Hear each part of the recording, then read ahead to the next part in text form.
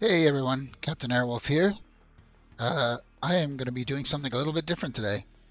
More or less of an attempt to expand my horizons when it comes to online videos. But the plan is going to be to stream some of Juice Goose development with you guys and share a little bit of insight as to what goes into doing this kind of work. So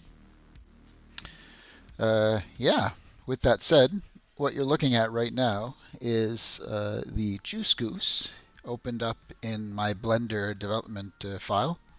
And today what I'm working on is an expanded version of our decal system. So one of the things we've noticed with a lot of you guys that have purchased a Goose is that you love to customize it. And we obviously love the fact that you guys are doing that because it just means that there's more variety out there in the community. And I think the plan is going to be, hopefully in the future, to sort of include some of those custom libraries that you guys have created with the package so that everyone can see them, not just yourselves. And so with that in mind, the goal of what I'm doing today is basically take the decal system that we have currently and expand on top of it so that there's like an overlay of textures which you guys will be able to modify. Because one of the problems with the current decals is that the UVs were designed for efficiency, and so they're really well packed together. I can probably show you guys this actually on screen. Might help if I show you. So let me just get one of our decals here open, and you guys will get an idea. So what you guys are looking at on the left-hand side of the screen here is one of our decals. And so when you're creating a model and you want to set up the UVs, obviously for speed and efficiency and reducing draw calls, you want to get as much of that information packed onto one image as possible. So for the sim, this is great. It means less loading of textures and whatnot. But for creating unique texture sets, the caveat is that you end up with this really complex image, like where are the parts, how do they fit, and so on. And so I'm going to try and create a system that has a little bit of both, a little best of both worlds, in that we'll still have these base textures which will load onto the Goose, but then on top of that there will be a new texture set which will basically be stored in a much more user-friendly way for creators.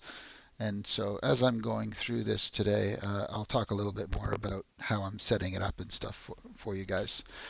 But yeah, before I get started on this, first of all, for those of you that might not have heard, P42, which I've been collaborating with now for, I guess, around 5 months or so, I guess, we've recently released our Juice Goose, which is a UTV for Microsoft Flight Simulator 2020. I first met Edson and the other developers from P42, I want to say like maybe 6-7 months ago now. And the reason for that is because I was looking for a great development team to help me out with AirWolf, and sort of bringing that over the finish line. And shortly after meeting with them, I got to talking with Edson, and they told me that they had a project started for UTV for the sim, and immediately light bulbs went off in my head because I thought, man, that'd be really cool if we can pull it off correctly. And so, yeah, I've been working on that project with them ever since. Sort of like think of it as like a trial by fire, just to make sure that I'd be a good fit for the dev team, and they'd be a good fit for my project AirWolf and so on.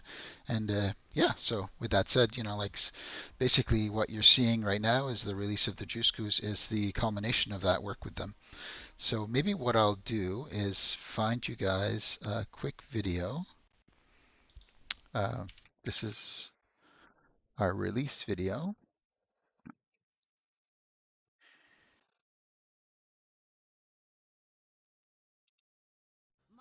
For those of you that may not have heard of it yet, enjoy the ads. Gotta pay YouTube. All right, so here we go.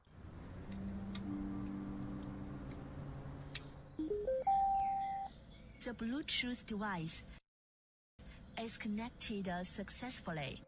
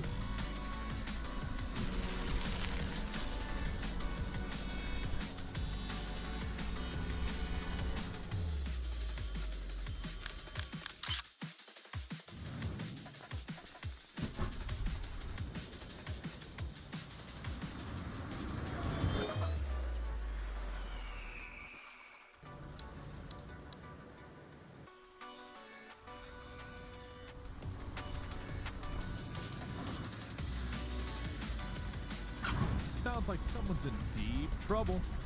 Local patrol says someone out by the Sunset Strip is ripping up the trails in a Juice Goose. So if you're rocking that RGB, now's a good time to change up the colors. If you already see flashing lights behind you, it's too late.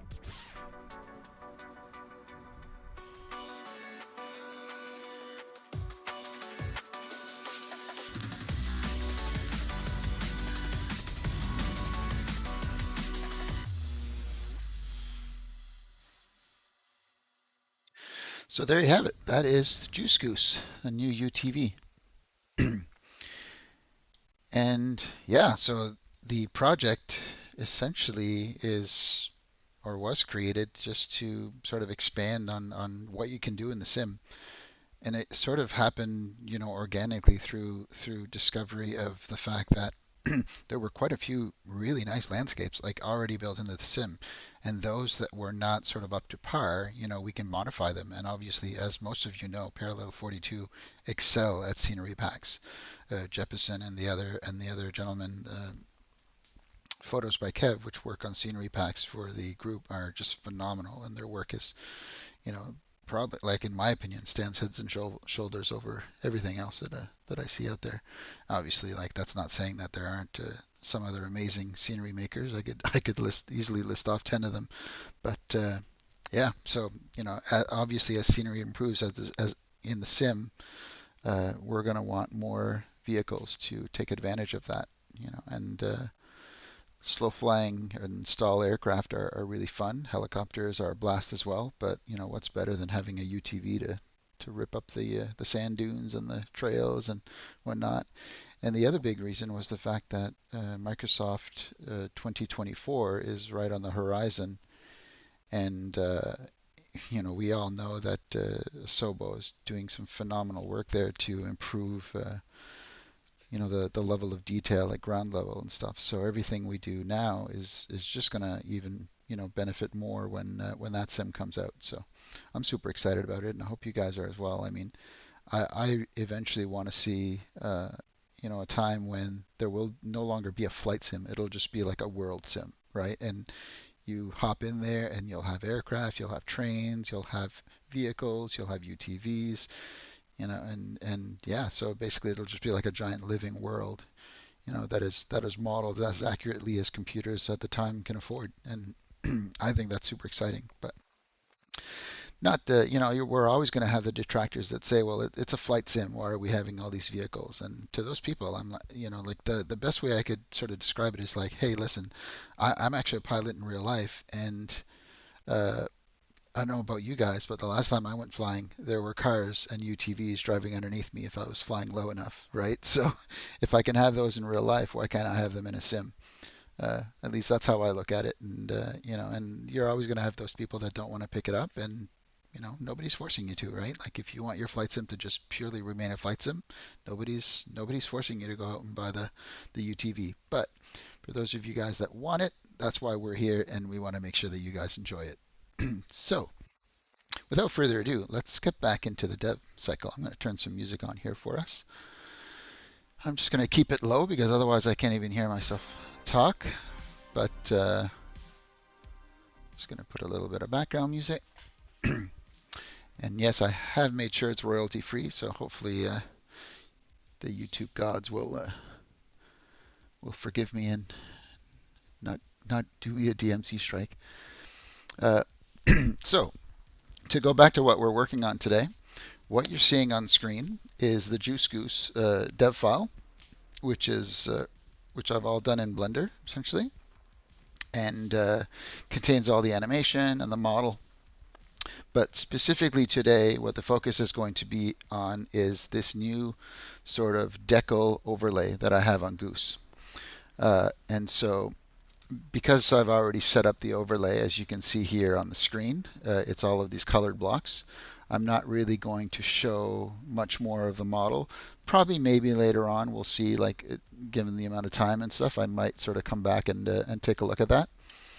But I'm going to hide it for now, and we'll come back to that later.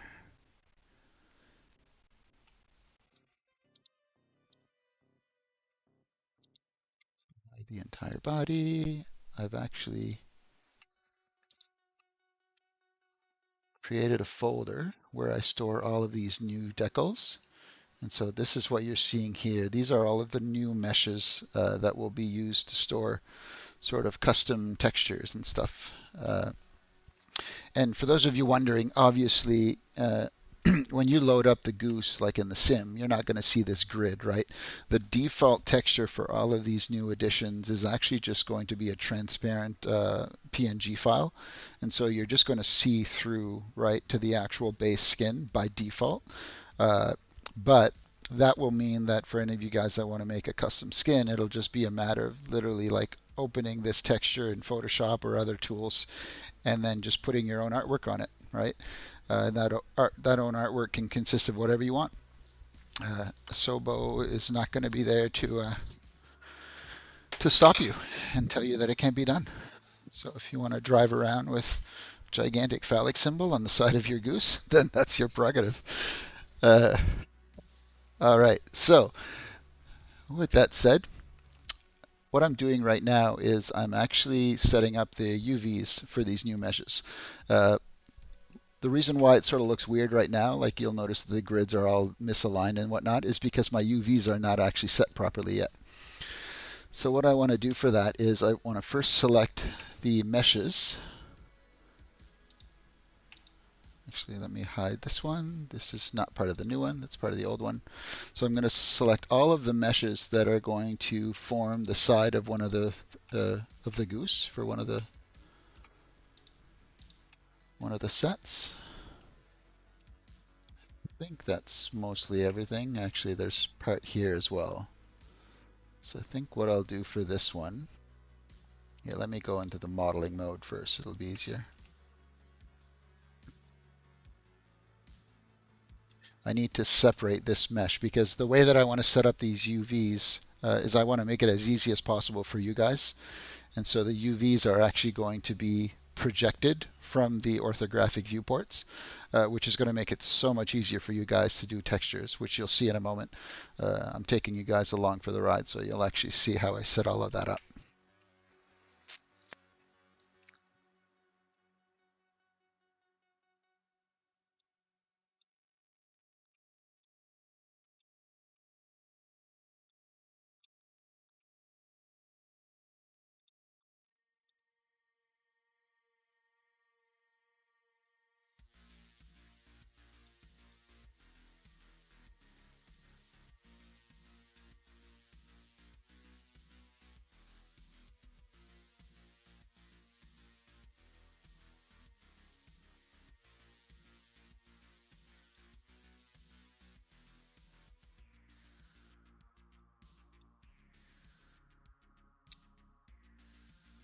So what I'm trying to do here is select all of the faces that are visible based on this particular orthographic view.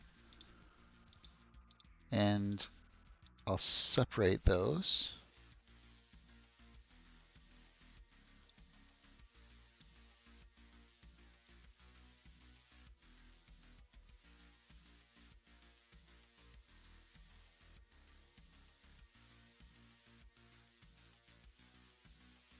I think I'm going to leave these out.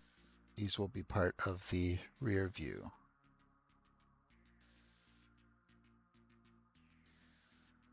Happy with that. That's pretty good. Let's go back to the side view and see a few up here that I'll want.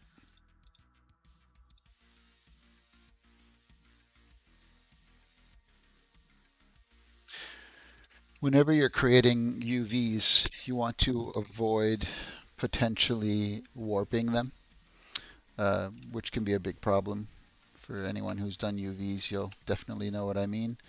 So usually what I like to do is I like to actually separate the mesh that I'm creating a specific UV for.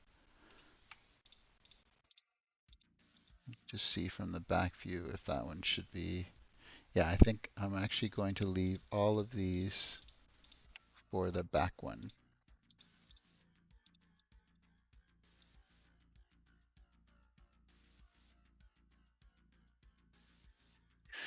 For anyone out there who might be wondering, I have been using Blender and modeling for about, I want to say a year and a half, 2 years now, maybe. Uh, I do have a background in 3D, but my actual career is a software engineer, so it's more of like a side sort of project slash passion for me. It's something I really enjoy doing, but I'm by no means an expert, nor do I consider myself one. So if anyone out there, has any tips or tricks or anything like that that you want to share whenever you're watching this, feel free to do it, man. You will definitely not be offending me. So just to show you guys what I did there, just to make it easier for me to create the UV sets, I'm separating the mesh that I want to select. There is another way in Blender to do this. You can actually create like vertex groups, which you can then use to select them. But I tend to prefer this method. And this is going to be very lightweight in terms of how many I'm going to have anyways, so I'm not really concerned about it affecting performance in any way.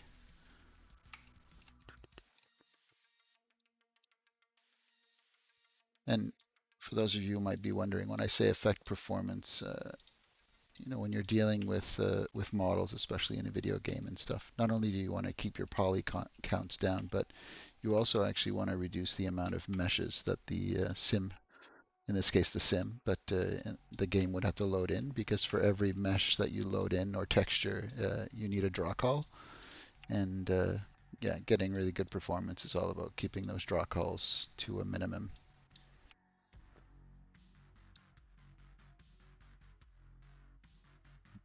So we're going to do the exact same thing on this side. Select all the faces we want.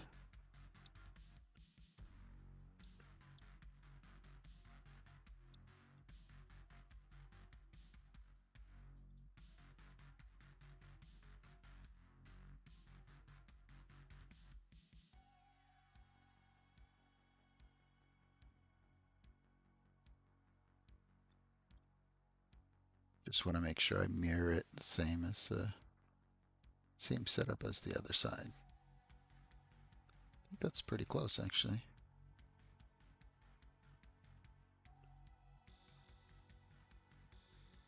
All right.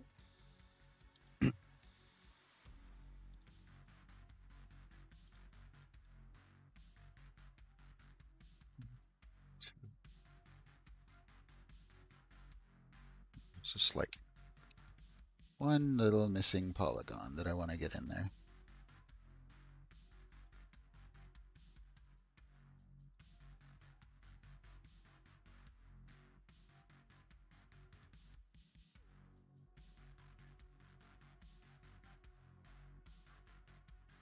Yeah, I'm going to do this one as well.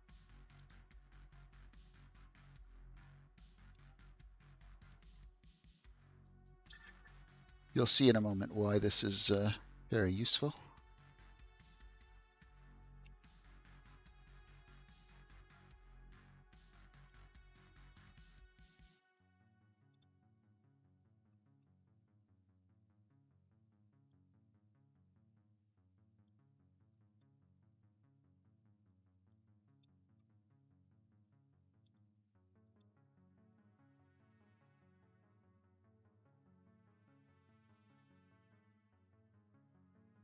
Let's do a quick check here.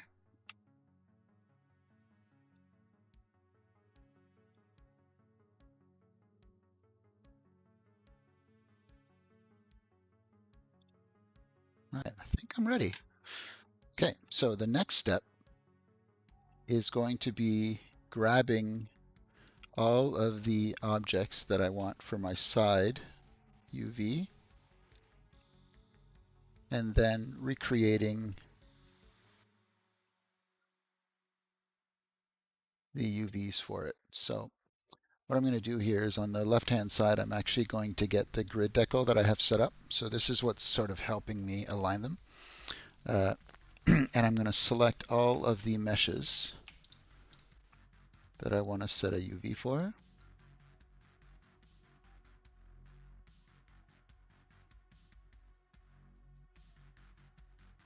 This is why I created those side ones. And here's the trick. So I'm going to set my viewport like so. With all of those selected, you have to go into edit mode. You have to select all of them. And then in your UV menu, so you can actually see on the left-hand side there, you see how the mess of UVs, right? So this is like a sort of normal UV stack where, you know, they're sort of all over the place, unorganized, unaligned. So if you're creating a texture as a user and you'd see this, super difficult, right? To see where everything goes and align your graphics and whatnot. So what I'm going to do here is go up to my UV menu and I'm going to say project from view. And as you can see, we get this nice clean projection of exactly what I see in my side view. So now I can go here and scale it. And the trick here, the trick here is I want to make sure that I keep it selected so that all of the parts are sort of aligned exactly the way they are on screen. I'm going to give myself a little bit of a buffer here. It's really nice like to not be too strict when you're doing these kind of UV sets. And the other thing I'm going to be careful to do as well is I want to stay within the some, you know, sort of realistic boundaries for these. So I'm going to get it as far down as I can. And I'm going to adjust the scale so that I'm under this mid F line here. So just a tiny bit.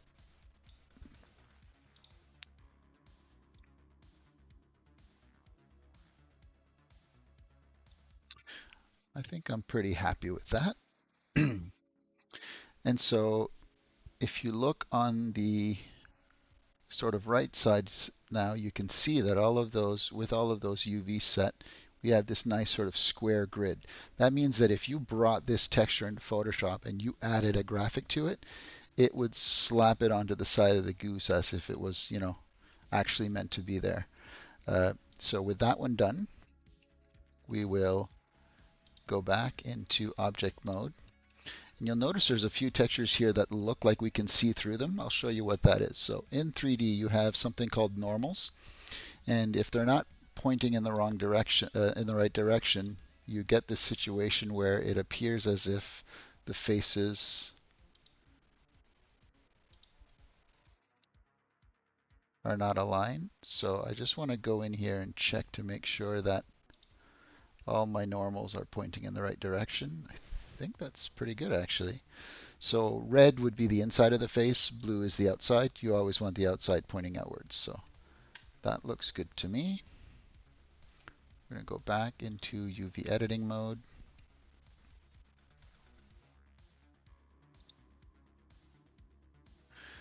Another tool that we have at our disposal here is you can actually display the normal information.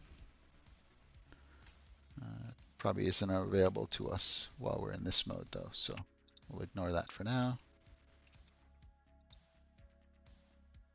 So same thing here, I'm going to select all of the objects that I want to readjust the normals for. I think that's it.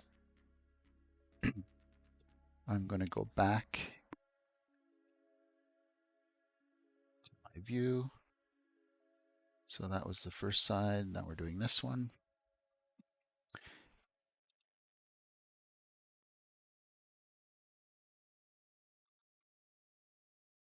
Going to edit mode, UV, and once again, I'm going to, whoops, I got to select them first.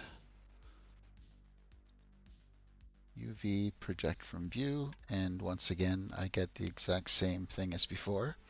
Now, if you recall, the last time that I was here, don't worry about the scale. I'm going to recheck the scale once they're both in there. I just need to separate them first, and I'll explain that a little bit in a second. But I'm moving the second one into above the middle of the F line so that it's not overlapping the first for obvious reasons. When I'm all done, I'll show you guys why. And if we go into our top view now, we can select the other items we want to create a UV for. I'm not going to select the middle part here. That's going to be another one called a rear view. So but I am going to select this little plate. Actually, let me look at that rear plate to see what's better. Oh yeah, that's going to be better for the rear one because of its orientation. So I'm going to select this, and I'm going to select all of these parts here. Yep, perfect. Okay. Go into edit mode, select all, UV, and project from view. And here you can see what I'm left with. And what I'm going to do is rotate these by exactly 90 degrees. Probably the front is going to be better if it's pointing that direction. And I can also adjust the scale on these. I'm not exactly sure what I want for my scale yet, so I'm just going to move it here. Keep in mind when you're doing UVs, there's a few different ways to do them, but typically what I like to do is I just want to make sure they don't overlap so that I can easily select the areas, and then afterwards I'll come back in and organize them. So you'll see in a moment how I do that. And finally, there's the last one I wanted to do, which is the rear one. So if I go to my rear view here, go back into object mode, I can select, I think there was only the two parts that I was worried about for the rear. And so go into edit mode, select all, UV, project from view, and there's my object. Okay, so now that I have a base projection for all of my textures, let me just make a quick check here on my material. There you go. It's easier for me to make sure that I have them set correctly if I don't have it set to double-sided. So now what I'm going to do is I'm going to select them all. So these are all of my new decal objects that you can see here. All of the normals are pointing outwards, as you can see, so you don't see the decals if you're looking from the other direction, which is the intended result. So now with them all selected, I'll go into edit mode. And as you can see, when you're looking at my UV map here, everything is set up. And so you've probably noticed that it's not the best use of space. And this is what I was talking about earlier. When you're creating UVs, you always run into this scenario where it's like, it's a trade-off, right? Between either performance by cramming everything together or ease of use for creators by leaving it separate like this. So obviously for these decals, because we're creating it for you guys to make custom textures and stuff, this is more important right now, is to keep it like this. So I am going to make sure that these two items, the two sides, are scaled exactly the same. And this is important because, you know, if someone's creating like a custom pack or something like that, we don't want them to have to worry about scale at all. For example, if they create something and want to mirror it in Photoshop or whatever, right? Like I don't want them to have to worry about it.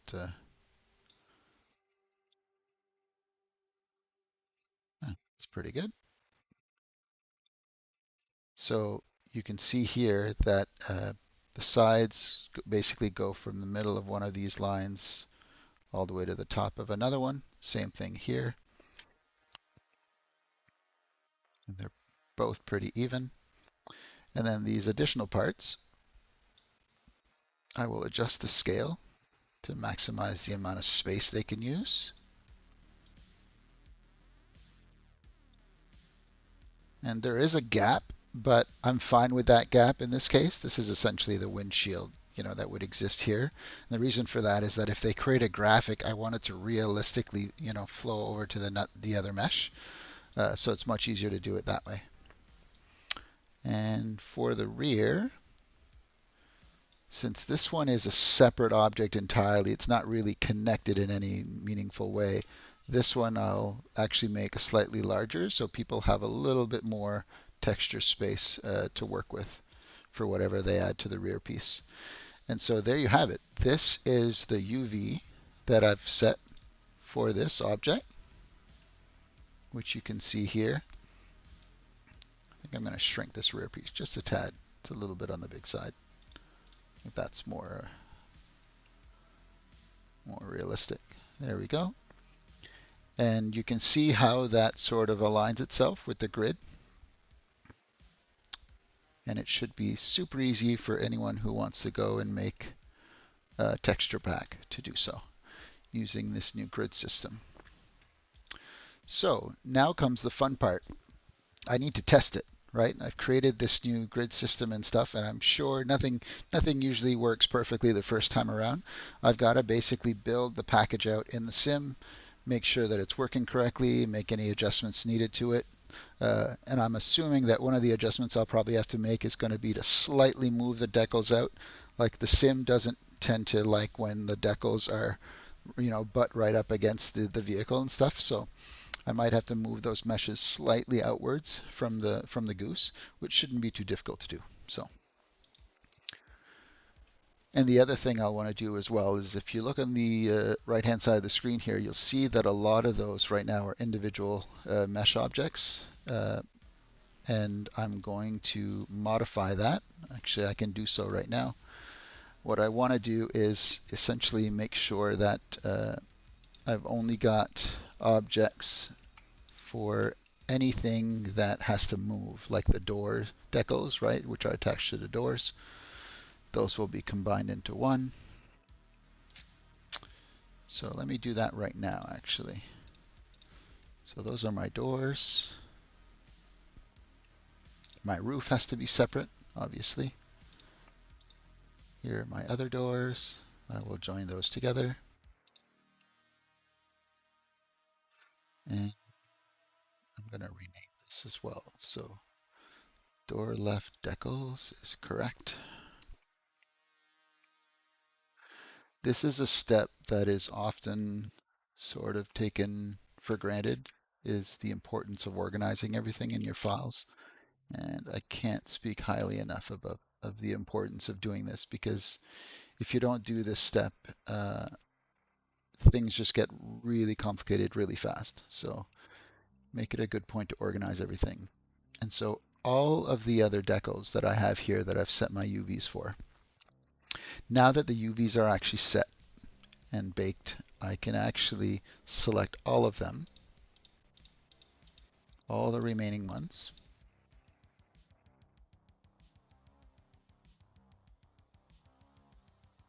Okay, so basically I don't know how many we've got here, but let's assume like 20 or something like that.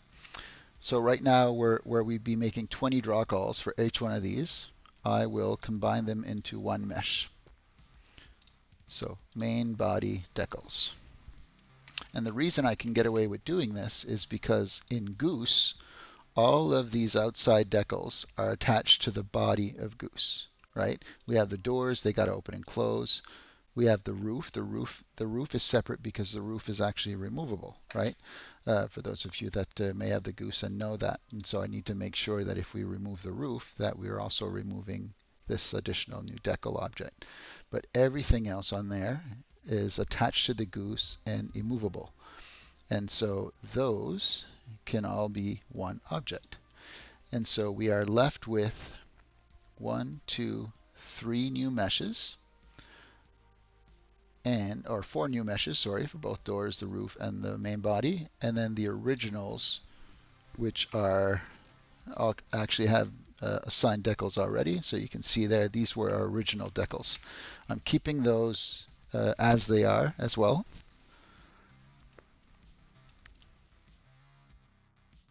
So there'll be no change to those.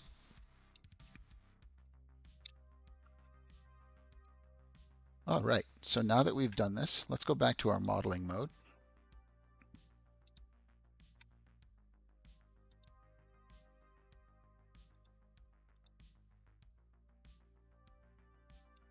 Let's get everything unhidden.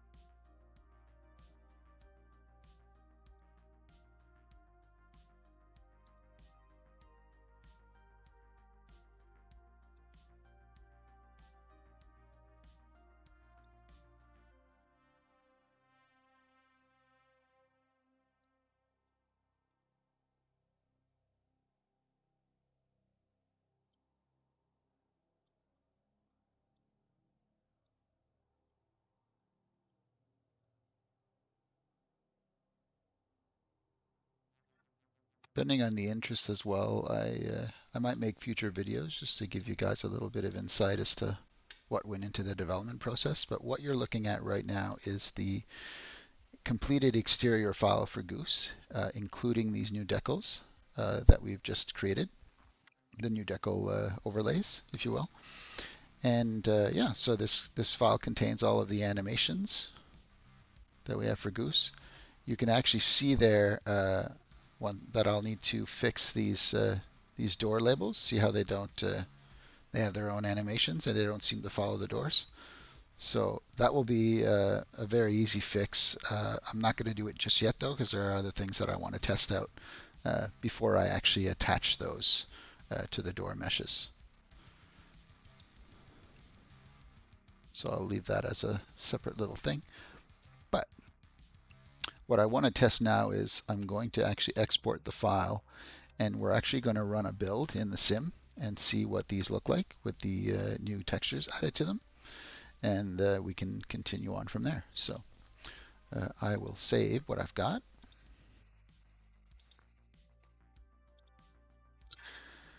I always end up saving a backup as well as the actual file. It's just a habit I've gotten into. In case some of you guys are wondering why I saved twice there.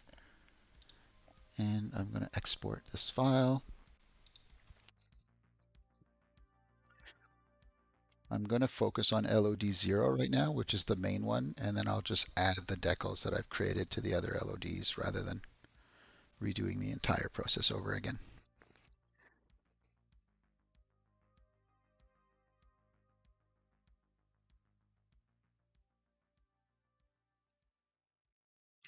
The export process, as you guys can see, can sometimes take a while.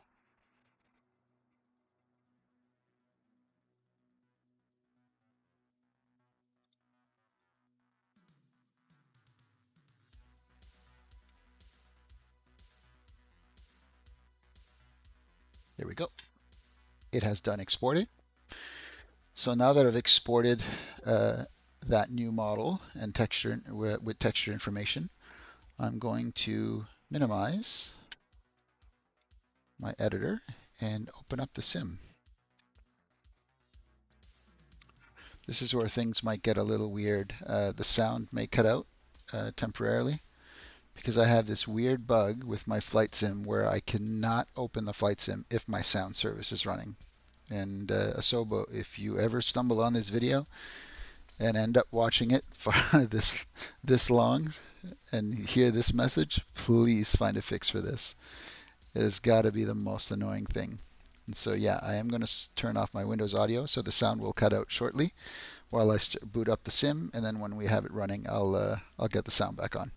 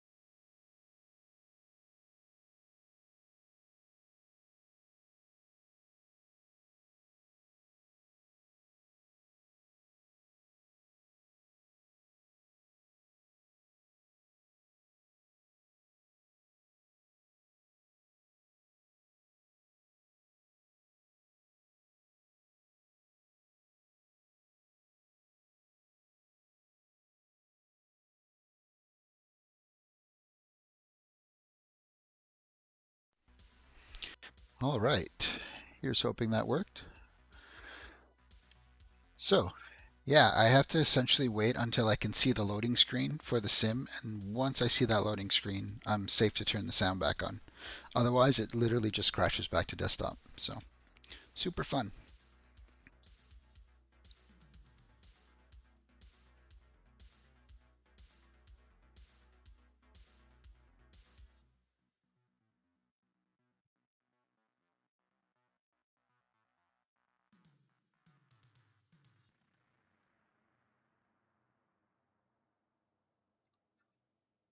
I don't know how long the loading takes for most of you guys, but I feel like mine's horrendously slow, I should say. I'm really hopeful that that's an issue that they resolve in 2024 because I know that was one of the things that Sober really wanted to address was the load times for the sim. But I guess we'll have to wait and see.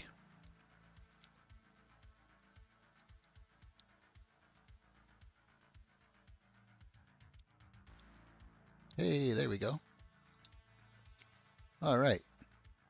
Obviously, the goose that is loaded right now is the just our default package version. It's not running the development one I have, so you don't see those additional add-ons that I've just put in it. But maybe we can let's just go to the garage real quick and we'll take a look at it in its current state. So there she is in all her glory.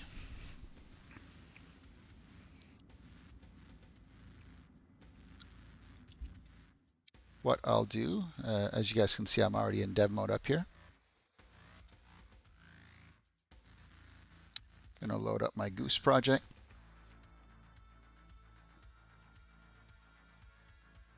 I'm gonna do the building of it off screen here just because I have it on a second monitor. There's really not all that much interesting to see in the actual build logs anyways, so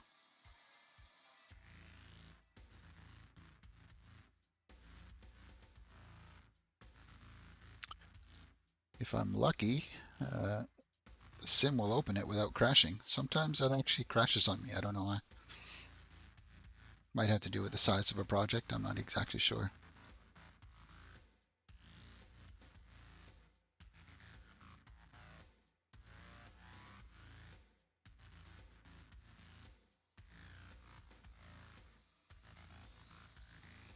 Yeah, it's crashed. Okay.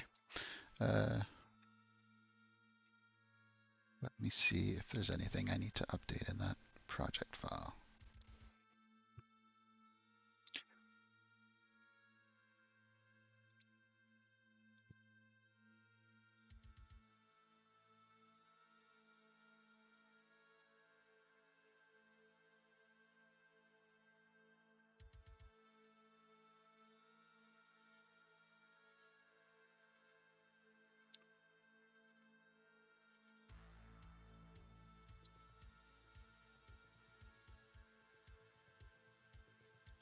Just bear with me here. I'll give you guys something to look at while I'm doing this. For those of you who are familiar with it, I'm just doing some GitHub repo management right now. Super boring stuff.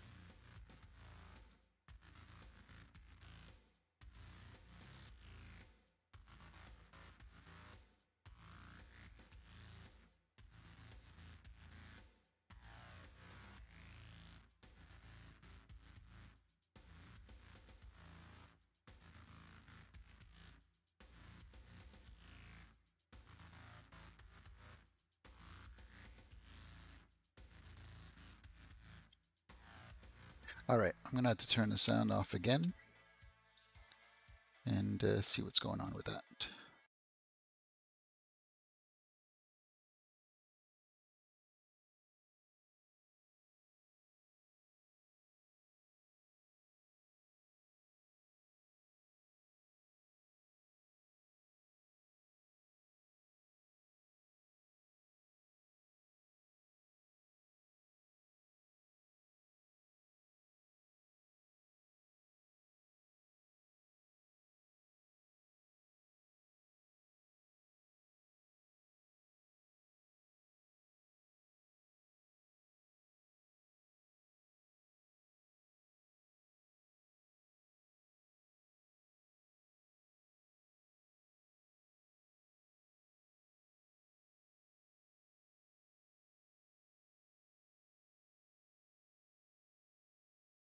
And we're back.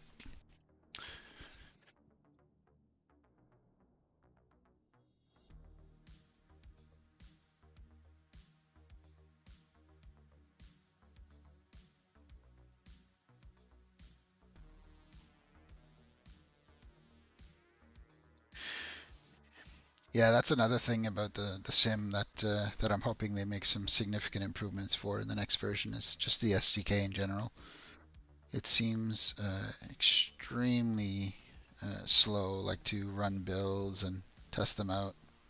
And I'm actually a software developer by trade. This is what I do, so I have a little bit of experience in how this works with other packages.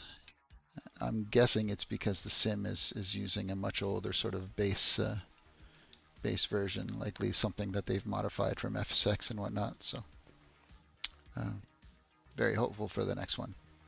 But yeah, let's try this again. So I'm going to open the package.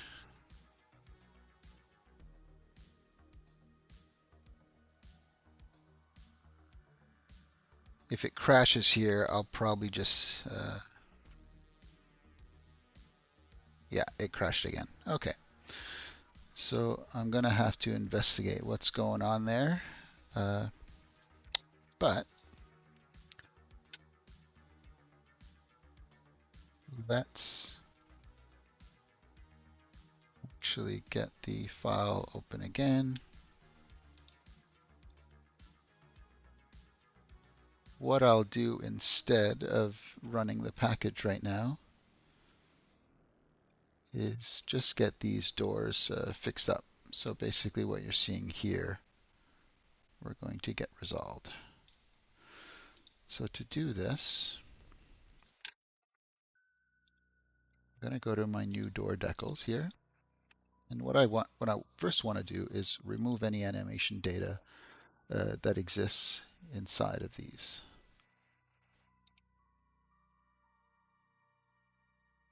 Because I don't want these decals.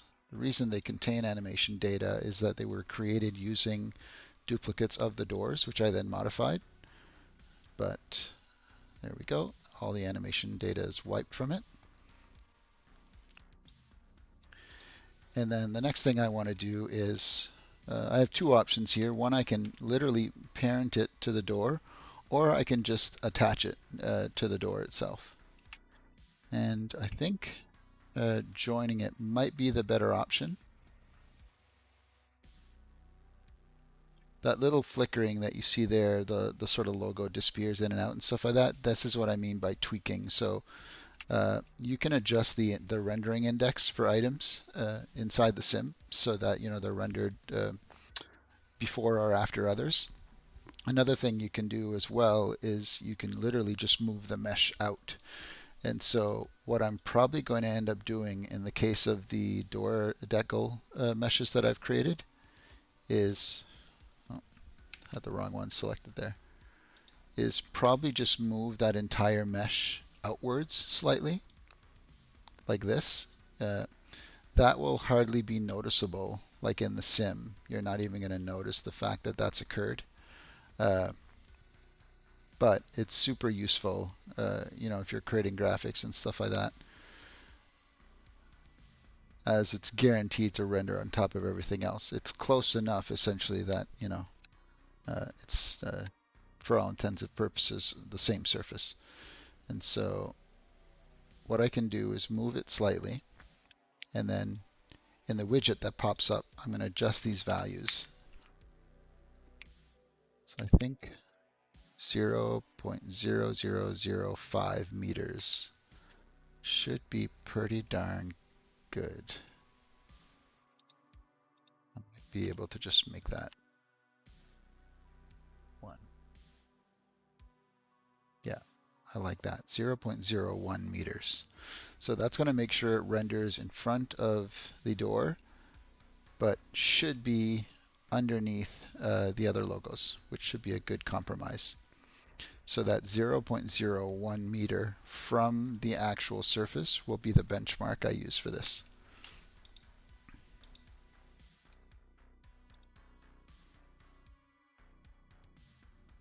Those should be all right.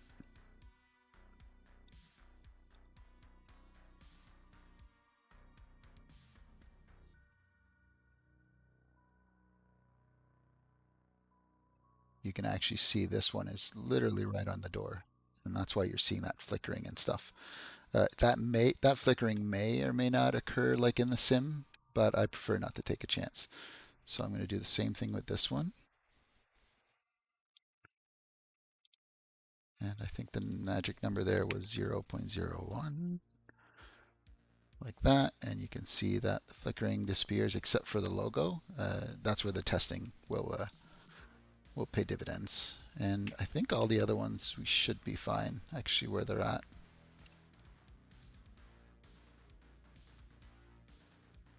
Maybe what I'll do for the roof one is do the same. Just double checking that there's no animation data on these. So the roof will be moved up 001 as well.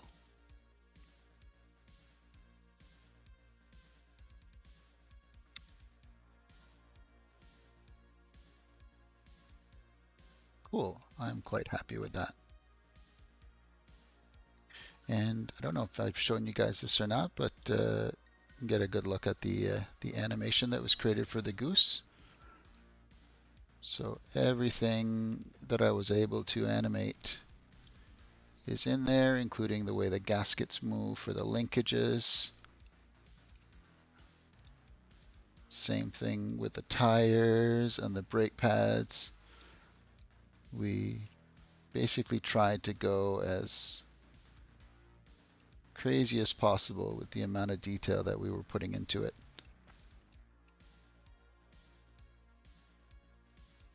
Same thing in the back.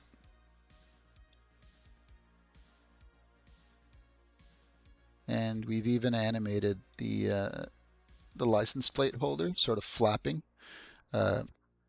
So all of these animations are done as animation sort of files that are played, NFA tracks they call them in Blender. But in the sim, they're all, those NFA tracks are all controlled by dynamic parameters to make the animation as, obviously dynamic as possible. So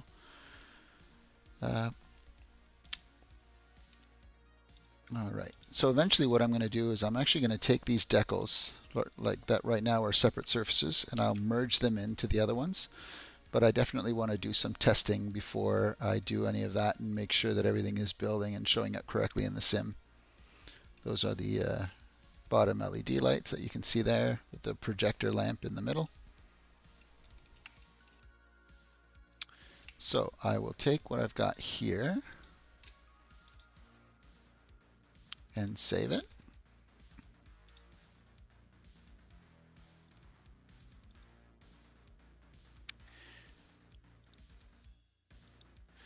And what I'll do is I'm gonna have to do some troubleshooting to find out why the sim is crashing when I open the package. So unfortunately, that part of it's not gonna make this video stream. What I'll do is I'll probably make a separate video just to show you guys what all of this looks like once it's added to the sim, and you guys can start playing along with it. As well as I'll likely have another video at some point to actually show you guys the process of making one of these sort of custom user skins. But hopefully, with that said, hopefully you guys have enjoyed what you've seen today and got a little bit of a look at what goes on inside the dev as well as the problems we sometimes encounter. And first of all, I just want to take the opportunity to thank you guys for the huge amount of support. And the other thing I want to do, which I'll mention for those of you that have watched the video this far, please leave a like and a comment under the video. I'm actually going to be choosing one or more people from those comments, and we'll be giving away a free copy of the Juice Goose to you guys. So keep an eye out for that. I'll probably announce those winners in my next video. And yeah, so thanks again for watching, and see you in the next one. Cpt.AirWolf out.